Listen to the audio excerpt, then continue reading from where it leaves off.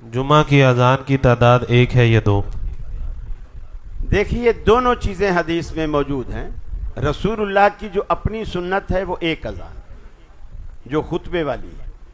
ابو بکر صدیق کے دور کی سنت بھی ایک اذان ہے۔ حضرت عمر فاروق کے دور کی سنت بھی ایک اذان ہے۔ حضرت عثمان غنی کے دور میں مسجد میں اذان وہ بھی ایک ہی اذان سنت ہے، جسے آپ دوسری اذان کہتے ہیں، جسے آپ دوسری اذان کہتے ہیں۔ رسول اللہ سے، ابو بکر سے، عمر سے، عثمان تک یہی اذان چلی آئی۔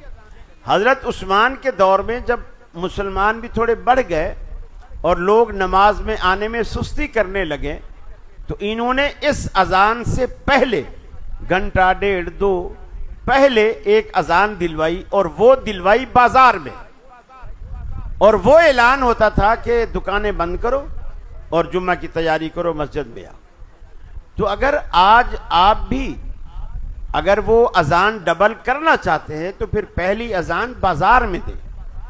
حضرت عثمان کی سنت کو اسی طرح زندہ رکھیں جس طرح وہ سنت تھی۔ مسجد میں تو تب بھی ایک ہی اذان تھی۔ اب لوگ یہ کہتے ہیں کہ جی ہمارے مینارے پہ تو اسپیکر لگے ہوئے ہیں اور آواز جو ہے وہ بازار میں چلی جاتی ہے، تو لوگوں کی کلائیوں پہ اب گھڑیاں بھی بندھی ہوئی ہیں، لوگوں کو پتہ ہے ہماری مسجد میں جمعہ کب ہوتا ہے، اس کی اب ضرورت باقی نہیں رہی۔ اگر اس سنت پہ عمل کرنا ہے تو اسی طرح کریں جس طرح حضرت عثمان نے کیا۔ جی